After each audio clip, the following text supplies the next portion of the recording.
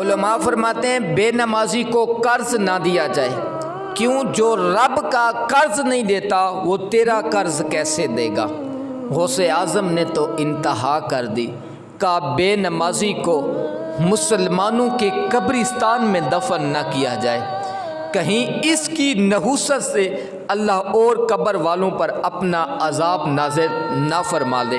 میرے حضور نے فرمایا کہ کل قیامت میں لوگ برہنہ اٹھیں گے، ننگی حالت میں لوگوں کو اٹھایا جائے گا، تو حضرت عائشہ صدیقہ رضی اللہ تعالی عنہا کا جسم کانپنا شروع ہو گیا۔ تو کہا یا رسول اللہ لوگوں کو حیا نہیں آئے گی؟ تو میرے حضور نے فرمایا معاملہ اس سے بھی آگے ہے، حیا تب آئے گی کہ ہوش ہوگا، کسی کو ہوش بھی نہیں ہوگا تو حیا کیسے آئے گی؟ میاں قیامت کے دن دو ہی صفیں ہوں گی، ایک صف حضور صلی اللہ علیہ وسلم کی ہوگی جس میں 4 یار کھڑے ہوں گے، یہاں حسن و حسین کھڑے ہوں گے، یہاں بلال حبشی جیسے جلیل القدر صحابی کھڑے ہوں گے، اور ایک صف ہوگی دشمنان اسلام کی۔ تو بے نمازی کو کل قیامت کے دن دشمنان اسلام کی صف میں کھڑا کیا جائے گا۔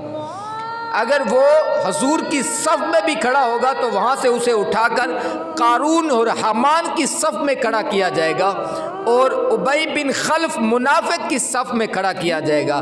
حضرت دل نہیں کانپتا کہ جب ہم قیامت کے دن حضور کی صف سے نکال کر دشمنان اسلام کی صف میں کھڑے ہو گئے تو ہمارا حشر تو انہی کے ساتھ ہوگا۔